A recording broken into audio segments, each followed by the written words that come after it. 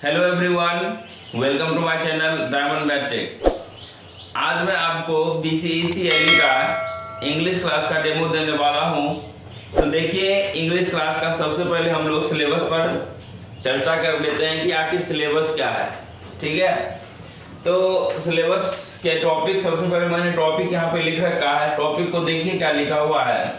सबसे first topic में देखिए लिखा हुआ है grammar and comprehension. First topic क्या लिखा हुआ है? Grammar and comprehension. Second topic लिखा हुआ है बिजनेस कोरेस्पोंडेंस। तीसरा लिखा हुआ है एलिमेंट्री स्पोकन इंग्लिश। चौथा टॉपिक लिखा हुआ है सेंटेंस एंड पैराग्राफ राइटिंग। पांचवा में लिखा हुआ है रिपोर्ट राइटिंग। छठा में लिखा हुआ है technical description of things and processes. Next लिखा हुआ है प्रीसिज राइटिंग और 8 में लिखा हुआ है स्पोकन इंग्लिश। ठीक है, ये देखिए, ये जो लिखा हुआ ये आपका BCECLE का सिलेबस में दे रखा है। ठीक है, तो ऐसा बात किया जाए तो हमको जो है कि किस तरीके से पढ़ना है, क्योंकि मैंने आपको बता दिया था कि टोटल इंग्लिश हो या मैकेनिक्स सब में 50 क्वेश्चन आते हैं और एक क्वेश्चन का 4 मार्क्स होता है। तो टोटल कितना 100, यानी कि इंग्लिश जो होता है टोटल 200 मार्क्स का होता है। ठीक है, इसको मैं इसलिए बता रहा हूं क्योंकि देखिए आपको ध्यान होना चाहिए। ठीक है, ध्यान ये होना चाहिए कि जैसा कि आपको इसमें से रूल लिखा हुआ था कि आपको इंजीनियरिंग मैथमेटिक्स हो, इंजीनियरिंग मैकेनिक्स हो और टेक्निकल इंग्लिश हो। इसका नाम भी लिखा गया था टेक्निकल इंग्लिश। ठीक है, तो ये इंग्लिश में कुछ क्राइटेरिया था और वो क्राइटेरिया क्या था उसको हम लोग देखते हैं। तो इंग्लिश का क्राइटेरिया था कि इसमें हमको इंग्लिश में पास करना कंपलसरी है। सबसे पहली बात आप लोग जान लीजिएगा, पास करना कंपलसरी है। क्योंकि इंग्लिश में जो ही आप पास करते हैं तो आगे आपका कॉपी चेक होने के लिए जाएगा, अन्यथा नहीं जाएगा। तो सबसे पहला काम आप लोगों को किस पे करना है? तो इंग्लिश पे करना है। तो सर अब इंग्लिश में क्या करना है? इंग्लिश में आपको मात्र जो है कि 36 मार्क्स लाना है। कितना लाना है मार्क्स? 36 मार्क्स लाना है। क्योंकि एक क्वेश्चन 4 मार्क्स का है तो डिवाइड करके चेक कर लेते हैं। यहाँ से 4 9 30, यानी सर मात्र 9 क्वेश्चन को ही सही करना है। बिल्कुल, ये आपने सही सुना कि बिल्कुल जो है कि आपको 50 में से 9 क्वेश्चन को सही बनाने हैं। तो क्या आपको नहीं लगता कि आप 50 में से 9 क्वेश्चन सही बना लेंगे? बिल्कुल आप बना लेंगे। और मैं उस तरीके से आप लोगों को तैयार कर दूंगा कि आप लोग देखते ही देखते 15 16 से लेकर 20 क्वेश्चन ऐसे जो कि आप बनाइएगा तो 30 में 30, ठीक है, 50 में 50 भी बना सकते हैं। लेकिन इसमें से सिर्फ आपको 9 क्वेश्चन बनाना है तो ज़्यादा दिमाग इसमें लगाने की ज़रूरत नहीं पड़ेगी, क्योंकि जितना भी मैं पढ़ाऊंगा उससे बाहर इसमें नहीं पूछने वाला है। ठीक है, तो ये चीज़ हो गया 9 क्वेश्चन बनाना है। तो इसके लिए हमको कितना मेहनत करना है? इसके लिए आप लोगों को अलग से बुक लेने की कोई आवश्यकता नहीं है। ठीक है, तो जिस तरीके से एग्जाम में पूछा जाता है मैं बिल्कुल उसी पैटर्न पे आप लोगों को पढ़ाऊंगा।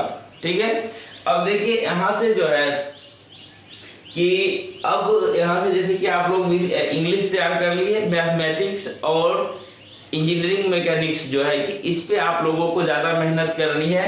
सबसे ज़्यादा मेहनत आपको मैथमेटिक्स पे करनी है, उसके बाद इंजीनियरिंग मैकेनिक्स पे करनी है।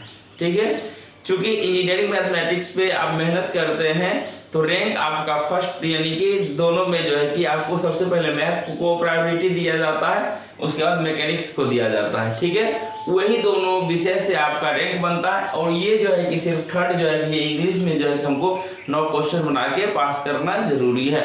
और एक क्वेश्चन और आपके मन में चल रहा होगा, क्या सर निगेटिव भी है? हाँ, तो इसमें निगेटिव मार्क्स है।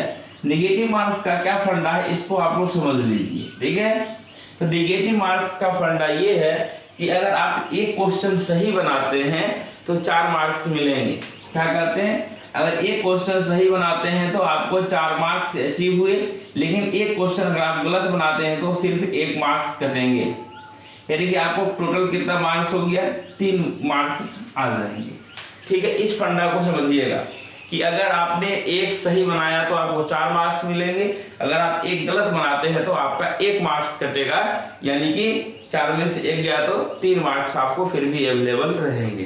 ठीक है, ये इसका फंडा, ये चीज आप समझ लीजिएगा।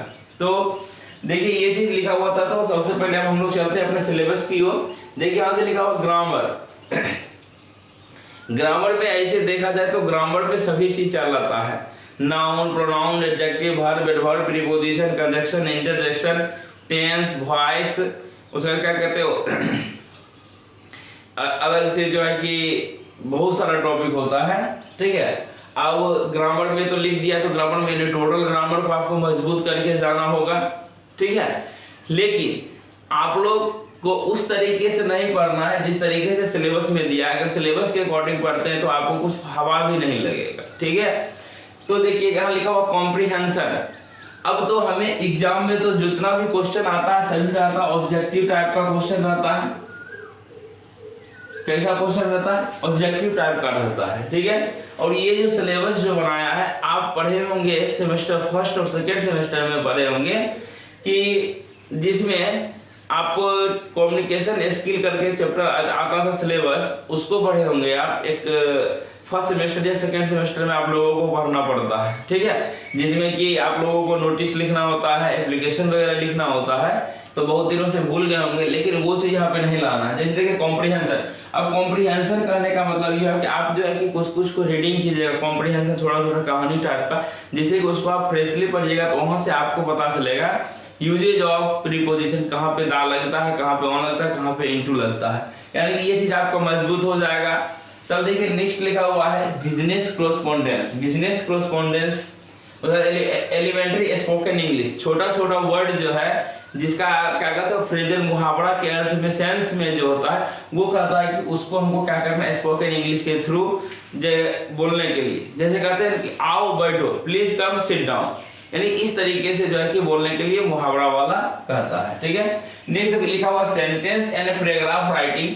सेंटेंस एंड पैराग्राफ राइटिंग लिखने से क्या हो जाएगा, आपका इंग्लिश में धीरे धीरे इंप्रूवमेंट हो जाएगा और आप उसको सही सही लिख पाएंगे विथ ग्रामेटिकल। लेकिन आप लोग एग्जाम जब देते होंगे तो अगर इंग्लिश मीडियम लिखते होंगे तो उसमें भी आपको जो है कि क्या करते होंगे कि वहाँ पर ग्रामेटिकल का ध्यान नहीं दिया जाता, वहाँ सिर्फ देखा जाता विषय का। लेकिन आप इंग्लिश की परीक्षा देने जा रहे हैं जिसमें कि मेन जो फोकस होना चाहिए ग्रामेटिकल पोर्शन पे होना चाहिए। नेक्स्ट लिखा हुआ रिपोर्ट राइटिंग, ये सभी चीज जरूरत नहीं है। टेक्निकल डिस्क्रिप्शन ये चीज नहीं है, प्रीसीज ये नहीं, स्पोकन इंग्लिश में छोटा छोटा बोल लेना। तो मेन हमको वर्क जो करना है, कहाँ पे वर्क करना है, ग्रामर, और यहाँ मेन तो यही है, ग्रामर में ही सभी चीज आता है। तो मेन हम इसी चीज पे वर्क करना सीखिए ग्रामर में। ठीक है, तो आगे बढ़ते हैं।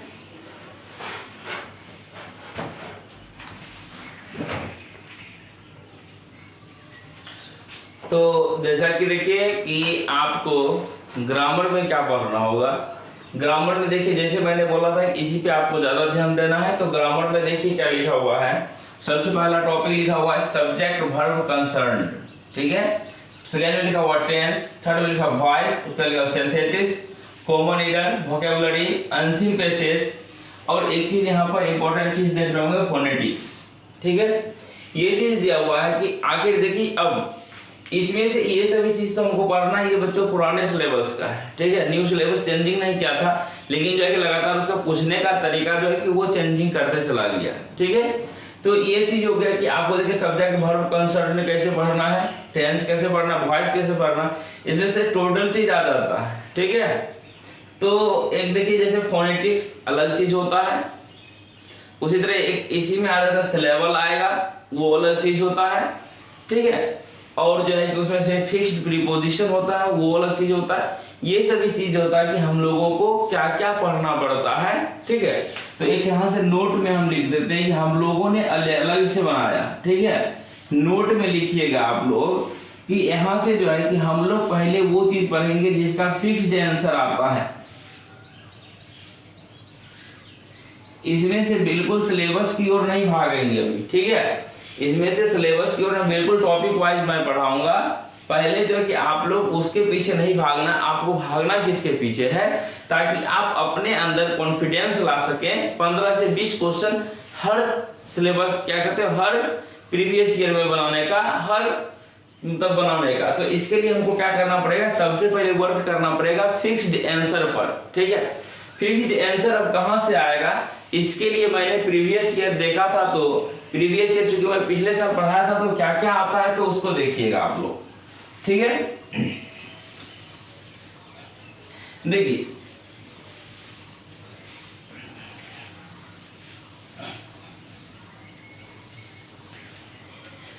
फिक्स्ड आंसर पे हम लोग काम करेंगे। तो फिक्स्ड आंसर पे देखिए सबसे पहला जो काम होता है हम लोगों को फिक्स्ड आंसर के लिए, हम देखिए ये पहला टॉपिक खोजे थे करेक्ट स्पेल्ड का। क्या खोजे थे, करेक्ट स्पेल्ड का, ठीक है। इससे देखिए 5 क्वेश्चन पूछे जाते हैं। उसके बाद मैंने देखा था यहाँ से आता है फिक्स्ड प्रीपोजिशन का, फिक्स्ड प्रीपोजिशन, फिक्स्ड प्रीपोजिशन का आप लोग पढ़ सकते हैं। तीसरा मैंने देखा था आइडियम्स एंड फ्रेजेस, ठीक है। उसके बाद देखिए आपको कंपैरिजन वर्ड पे वर्क कर लीजिएगा, कंपैरिजन वर्ड इस पे वर्क कर लीजिएगा। पांचवा जो होता है वो आपको हो जाता है सिमिली, क्या हो जाता है सिमिली, सिमिली पर भी आप लोग वर्क कर सकते हैं, ठीक है। तो सिमिली हो गया, और एक टॉपिक है एडजेक्टिव। ये सब फिक्स चीज पूछा जाता है, ठीक है। ये हो गया हमारा एक कंपैरिजन वर्ड हो गया, सिमिली हो गया, एडजेक्टिव हो गया। और यहाँ से अगर आप देखे जाते सिर्फ ये 6 टॉपिक को कवर करते हैं, ठीक है। ये 6 टॉपिक को कवर करते हैं। तो इसमें से आपको जो है कि 15 क्वेश्चन, मानिए तो 15 से 15 क्वेश्चन कम से कम सॉल्यूशन होंगे, ठीक है। और जो नेक्स्ट जो अब आपको बच जाता है, जैसे मैंने बोला कि फोनेटिक्स हो गया, सिलेबल हो गया, प्रीफिक्स हो गया, सफिक्स हो गया, ये सभी चीज से क्वेश्चन आते हैं, ठीक है। तो यहाँ पे हम लोग जो वर्क करेंगे, जैसे देखिए correct spell, fixed preposition, idiom phrases और कंपैरिजन वर्ड, सिमिली और एडजेक्टिव, टोटल इस चीज पे हम लोग वर्क कर लेंगे, ठीक है। इस चीज पे वर्क करना ज्यादा बेटर रहेगा। क्या, जैसे कि माने फोनेटिक्स हुआ या सिलेबल हुआ, उस सब में क्या करते हैं आंसर हम लोगों को, अगर आप एग्जाम में टिक भी करते हैं तो आप लोग सेटिस्फाइड नहीं हो पाइएगा। तो आप लोगों को सेटिस्फाइड करने के लिए सबसे पहले मैंने सोचा है कि फिक्स्ड आंसर वाला चीज को पढ़ाने के लिए, फिक्स्ड आंसर चीज में पढ़ाने के लिए क्या, देखिए अब इसमें भी बहुत चीज होता है, ठीक है। यहाँ से ये चीज तो मैंने आपको बता दिया। अब देखिए वन वर्ड सब्स्टिट्यूशन भी आता है इसमें, ठीक है। तो बहुत सारा चीज है, लेकिन अभी जो है कि हम लोग वर्क जो करेंगे किस पे करेंगे। अब देखिए पूछा क्वेश्चन क्या जाता है कि आपसे क्वेश्चन ये भी पूछा जाता है कि चिड़िया, जैसे मैंने ऊंट जो बोलता है, ऊंट किस तरीके से बोलता है, उसका आवाज कैसा होता है। जैसे हवाई जहाज जहाँ रखते हैं उस जगह को क्या कहते हैं। वैसा आदमी जो मांस खाता है सिर्फ उसको क्या कहते हैं। हिंदी में तो पता है, लेकिन इंग्लिश में इसको याद रखना है। याद रखने की कोई जरूरत नहीं है, बस आप लोग हमारे साथ जुड़े रहिए, आप लोगों को सभी चीज याद रहेंगे। तो आज जो है कि यहीं पे इस सिलेबस पर तो पूरा डिस्कशन हो गया, और नेक्स्ट वीडियो जो आएगी, ये आज का डेमो वीडियो था, ठीक है। नेक्स्ट वीडियो एक और डेमो वीडियो मैं लेके आऊंगा, जो कि आपको बिल्कुल जिस तरीके से एग्जाम में क्वेश्चन पूछा जाता है, बिल्कुल एग्जाम की तरह एक टोटल क्वेश्चन को मैं सॉल्यूशन करके आप लोगों को बोर्ड पे दिखाऊंगा कि किस तरीके से क्वेश्चन पूछा जाता है। तब जो है कि मैं आप लोगों का पेड कोर्स जो चालू किया हूँ उसका क्लास को रनिंग में ले आऊंगा, बिल्कुल। तब तक के लिए आप लोग अच्छे से रहिए, खुश रहिए, मस्त रहिए, पढ़ते रहिए। जय हिंद, जय भारत।